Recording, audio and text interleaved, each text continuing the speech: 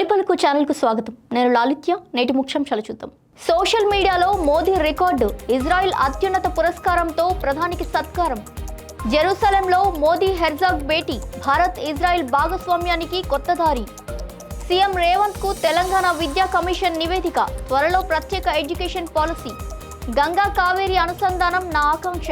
నదులే రాష్ట్ర భవిష్యత్. నారా చంద్రబాబు నాయుడు. గాంధీ సరోవర్ ప్రాజెక్టు పేరుతో ఇల్లు కూల్చివేతలకు బీజేపీ వ్యతిరేకం. రామచంద్రరావు. వెలుగుమట్ల భూదాన్ బాధితులకు కేటీఆర్ భరోసా. సుప్రీంకోర్టు వరకైనా పోరాటం కొనసాగిస్తా. జూబ్లీహిల్స్ మెట్రో సమీపంలో భారీ అగ్ని ప్రమాదం. స్టార్టప్లకు రైల్వే తలుపులు తెరిచిన రైల్ టెక్ పాలసీ. చొరబాట్ల వల్ల తూర్పు రాష్ట్రాలకు ముప్పు. బెంగాల్లో గెలిచి అక్రమ ప్రవేశదారులను పంపించేస్తాం. అమిత్ షా వ్యాఖ్యలు. చాందనీ చౌక్ లో అండర్ గ్రౌండ్ విద్యుత్ లైన్ల ప్రాజెక్టు ప్రారంభం. ఉదయపూర్లో వైభవంగా విజయ్ రష్మిక వివాహం. మరోసారి పెళ్లి వేడుకకు సిద్ధం. గంటకు 501 కిలోమీటర్ల వేగం. జపాన్ బుల్లెట్ రైల్లో ప్రయాణించిన యోగి ఆదిత్యనాథ్. ఏపీ సరిహద్దుల్లో భారీ మాదక ద్రవ్యాల పట్టివేత. 200 కోట్ల విలువైన లిక్విడ్ గంజాయి స్వాధీనం. ప్రధాని నరేంద్ర మోదీ క్రేజ్ దేశంలోనే కాకుండా సోషల్ మీడియాలోనూ రోజుకు పెరుగుతుంది. ఇన్స్టాగ్రామ్లో ఆయన ఫాలోవర్ల సంఖ్య తాజాగా 10 కోట్లు దాటి ప్రపంచంలోనే అత్యధిక ఫాలోవర్లు కలిగిన రాజకీయ నాయకుడిగా మోదీ రికార్డు సృష్టించారు. ఇదే సమయంలో 2 రోజుల పర్యటనలో భాగంగా ఇజ్రాయెల్ చేరుకున్న మోదీని అక్కడి పార్లమెంట్ క్నెసెట్ స్పీకర్ ఆఫ్ ద క్నెసెట్ మెడల్తో ఘనంగా సత్కరించింది. భారత ఇజ్రాయెల్ వ్యూహాత్మక సంబంధాల బలోపేతానికి చేసిన కృషికి గుర్తింపుగా ఈ అత్యున్నత పురస్కారాన్ని ప్రదానం చేసినట్టు క్నెసెట్ స్పీకర్ అమీర్ ఒహానా తెలిపారు.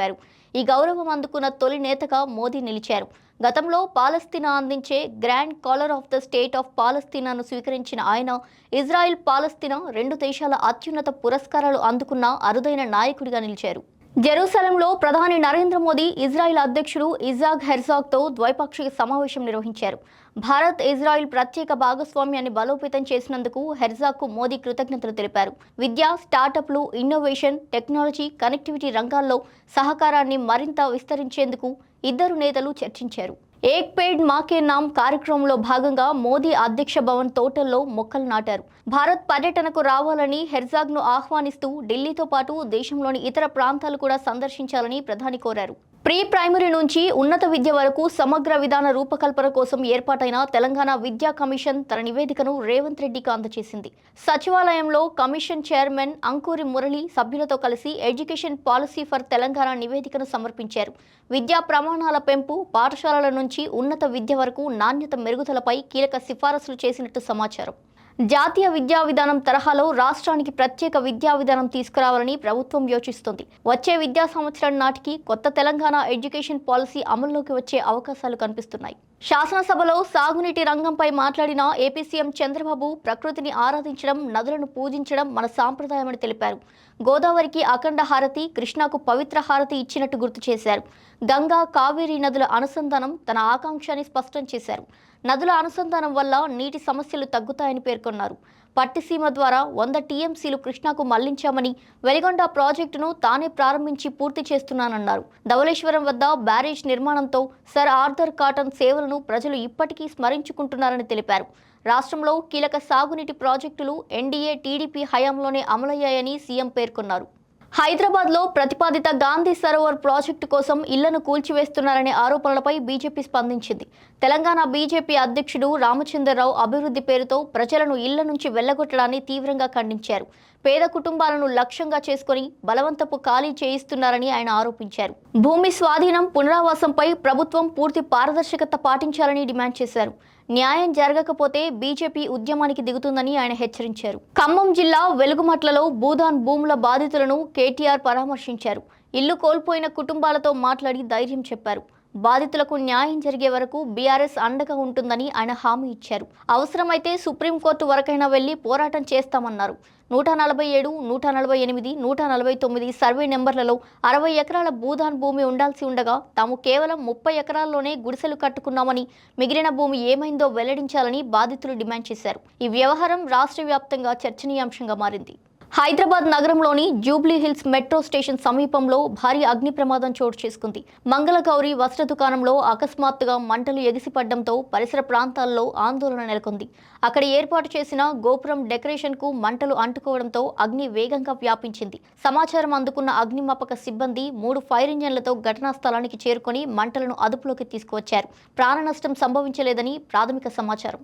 కేంద్ర రైల్వే మంత్రి అశ్విని వైష్ణవ్ రైల్ టెక్ పాలసీని ప్రారంభించినట్టు ప్రకటించారు. స్టార్టప్లు, పరిశోధకులు సిస్టమాటిక్ గా ఇండియన్ రైల్వేస్ తో అనుసంధానం కావాలనే లక్ష్యంతో ఈ విధానం తీసుకొచ్చినట్టు తెలిపారు. రైల్వేతో కలిసి పనిచేయడంలో ఎలాంటి అడ్డంకులు ఉండవని ఆయన స్పష్టం చేశారు. ఎండ్ టు ఎండ్ ప్రక్రియ మొత్తం డిజిటల్ రూపంలోనే నిర్వహించబడుతుందని వెల్లడించారు. ఈ రోజు నుంచే ప్రత్యేక రైల్ టెక్ పోర్టల్ ప్రారంభమవుతుందని తెలిపారు. కొత్త సాంకేతికతలను పరీక్షించి అమలు చేయడంపైనే ప్రధాన దృష్టి ఉంటుందని మంత్రి పేర్కొన్నారు. అరారియాలో జరిగిన ప్రజాసభలో కేంద్ర హోంమంత్రి అమిత్ షా కీలక వ్యాఖ్యలు చేశారు. బీహార్, వెస్ట్ బెంగాల్, జార్ఖండ్, అస్సాం రాష్ట్రాలు చొరబాట్ల కారణంగా జనాభా మార్పులకు అత్యంత సున్నితంగా మారుతున్నాయని అన్నారు. అక్రమ ప్రవేశాలు దేశ భద్రతకు సవాళ్లుగా మారుతున్నాయని పేర్కొన్నారు. పశ్చిమ బెంగాల్ అసెంబ్లీ ఎన్నికల్లో బీజేపీ విజయం సాధిస్తుందని విశ్వాసం వ్యక్తం చేశారు. అధికారంలోకి వచ్చాక ప్రతి చొరబాటుదారుని గుర్తించి రాష్ట్రం నుంచి పంపిస్తామని ఆయన స్పష్టం చేశారు. ఢిల్లీ ముఖ్యమంత్రి రేఖా గుప్తా చాందనీ చౌక్లో ఓవర్ హెడ్ విద్యుత్ తీగలను భూమి అడుగునకు మార్చే ప్రాజెక్టును ప్రారంభించారు. చాందనీ చౌక్ పాత ఢిల్లీకి చెందిన చారిత్రక ప్రధాన వాణిజ్య కేంద్రం కావడంతో అభివృద్ధి అత్యవసరమని తెలిపారు. సుమారు 160 కోట్ల వ్యయంతో 28 ప్రధాన రహదారులపై అండర్ గ్రౌండ్ కేబులింగ్ పనులు చేపట్టినట్టు వెల్లడించారు. ప్రమాదకరంగా ఉన్న ఓవర్ హెడ్ వైర్ల సమస్యలకు శాశ్వత పరిష్కారం దొరుకుతుందని అన్నారు. దుకాణదారులు, వీధి వ్యాపారులు, వినియోగదారులు ఎదుర్కొంటున్న సమస్యలు పరిష్కరించి భద్రత, సౌకర్యవంతమైన వ్యాపార వాతావరణం కల్పించడమే లక్ష్యమని సీఎం స్పష్టం చేశారు. టాలీవుడ్ జంట విజయ్ దేవరకొండ, రష్మిక మందన చాలా కాలంగా ప్రేమలో ఉన్న విషయం తెలిసిందే. బహిరంగంగా ప్రకటించకపోయినా కలిసి ఉన్న ఫోటోలు వైరల్ కావడంతో వారి రిలేషన్పై ఎన్నో ఊహాగానాలు బలపడ్డాయి. ఇటీవల వివాహం చేసుకోబోతున్నట్టు ప్రకటించిన ఈ జంట ఈ రోజు ఉదయం 10 గంటల 10 నిమిషాలకు ఉదయ్పూర్లో సన్నిహితుల సమక్షంలో వివాహ బంధంతో ఒక్కటయ్యారు. ఈ జంట సినీ పరిశ్రమకు చెందిన కొద్దిమంది ప్రముఖులే ఈ వేడుకకు హాజరయ్యారు. త్వరలోనే గ్రాండ్ రిసెప్షన్ నిర్వహించనున్నట్టు సమాచారం. కాగా సాంప్రదాయాల ప్రకారం మరోసారి వివాహ కార్యక్రమం జరగనున్నట్టు తెలుస్తోంది. అభిమానులు ఈ స్టార్ కపుల్కు శుభాకాంక్షలు తెలుపుతున్నారు. ఇక ఇదే క్రమంలో అభిమానులు కూడా ఏఐ సహాయంతో పెళ్లి వీడియోలు, ఫొటోస్ నెట్టింట వైరల్ చేస్తున్నారు. జపాన్లోని యమాన్షి ప్రిఫెక్చర్లో అత్యాధునిక సూపర్ కండక్టింగ్ మాగ్లేవ్ రైలులో యూపీ సీఎం యోగి ఆదిత్యనాథ్ ప్రయాణించారు. గంటకు 501 కిలోమీటర్ల వేగంతో దూసుకెళ్లే ఈ నెక్స్ట్ జనరేషన్ హైస్పీడ్ వ్యవస్థను ఆయన పరిశీలించారు. అత్యధిక వేగంలోనూ ప్రయాణం ఎంతో స్మూత్గా సాగిందని యోగి పేర్కొన్నారు. సమర్థవంతమైన, ఖచ్చితమైన రవాణా భవిష్యత్తుకు ఇది ప్రతీక అని అభిప్రాయపడ్డారు. సాంకేతికత ఈ వేగంతో ముందుకెళ్తుంటే భవిష్యత్తు మరింత దగ్గరగా అనిపిస్తుందని వ్యాఖ్యానించారు. ఆంధ్రప్రదేశ్ సరిహద్దుకు సమీపంలోని ఒడిశా రాష్ట్రం కోరాపుట్ జిల్లా నందపూర్ పోలీస్ స్టేషన్ పరిధిలో భారీగా లిక్విడ్ గంజాయి పట్టుబడింది.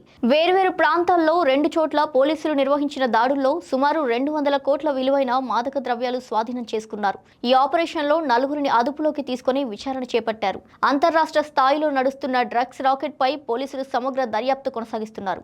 ఇవే వాల్టి బులెటిన్ డీటెయిల్స్. మరో బులెటిన్తో మళ్ళీ కలుద్దాం. చూస్తూనే ఉండండి తొలి పలుకు న్యూస్.